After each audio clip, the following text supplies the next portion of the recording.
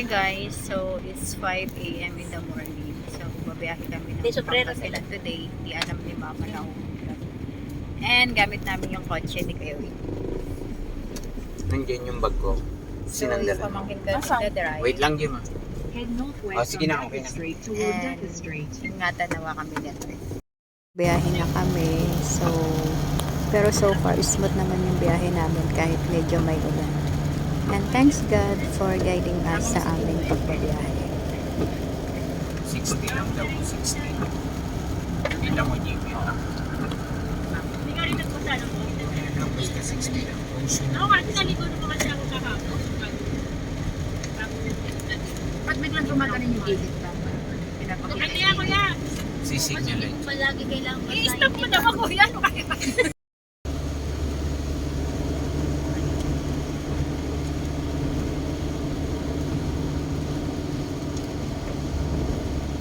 Jim, nag-lock yung ano Okay na yung pintuli Nag-lock. Yung sumpong lang yan. Stop over muna tayo dito sa Lakeshore. Ang galing. Oops. Okay na. Sige pa. Kaya pa yan. Kita pa yung yung bato. Nag-stop over muna kami dito sa Lakeshore kasi nag-decide nung sila na mag-breakfast muna kami dito kasi maaga kami umalis. Around 5 yun nung umalis kami. So ayan na nga, naghahanap sila ng kakainan namin. So hanggang sa nakapag-decide sila na sa McDo na lang kami mag-breakfast. So kaya ayan, papunta na kami ng McDo.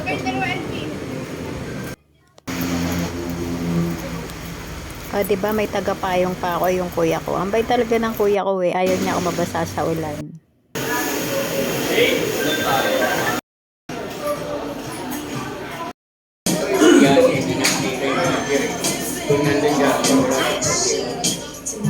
Pero kung ginawa niyo yung 10 minutes, wala din nga yung problema. Hindi, sabihin mo kay Joseph, balik.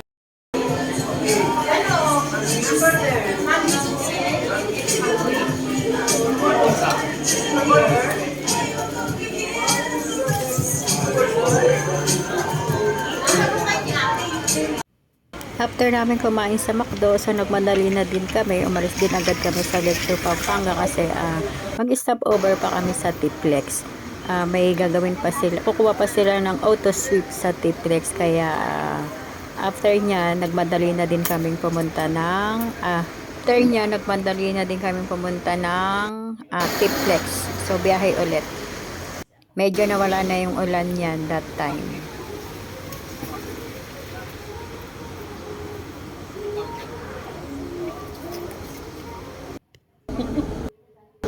Wala nang ulan. Thank you, Lord.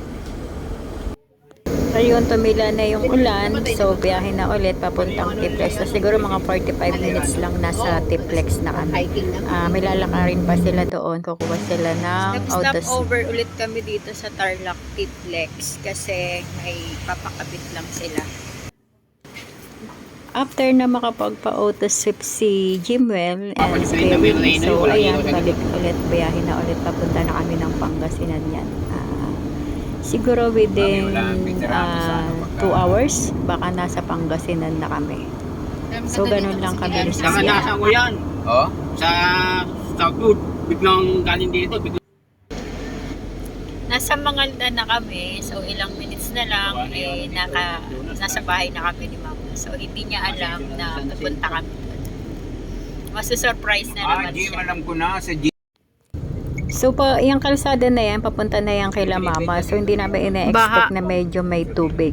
May alternative way naman sana na ibang daan, kaya lang hindi na nakapag-back yung pamangkin ko. So, kaya din nire-diretso na lang din namin. Total, malapit na din yan kay La Mama. Hindi naman ganun kalalim.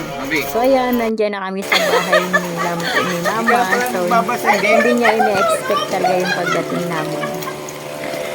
Mama, kunin niyo to. Babalikan ko. Wait lang.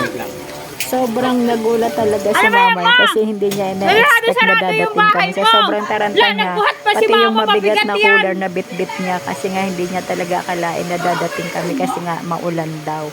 So ayan, sobrang saya ni mama. Sa sobrang saya niya, hindi na naman niya alam kung saan siya pupunta ng pinto at kung ano yung kukunin na hindi siya mapakali.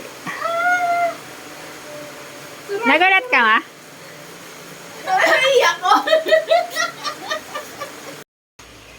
So ayun, napasaya na naman namin si mama kasi di niya alam na dadating kami. Ayan tuloy, nabulol na ako.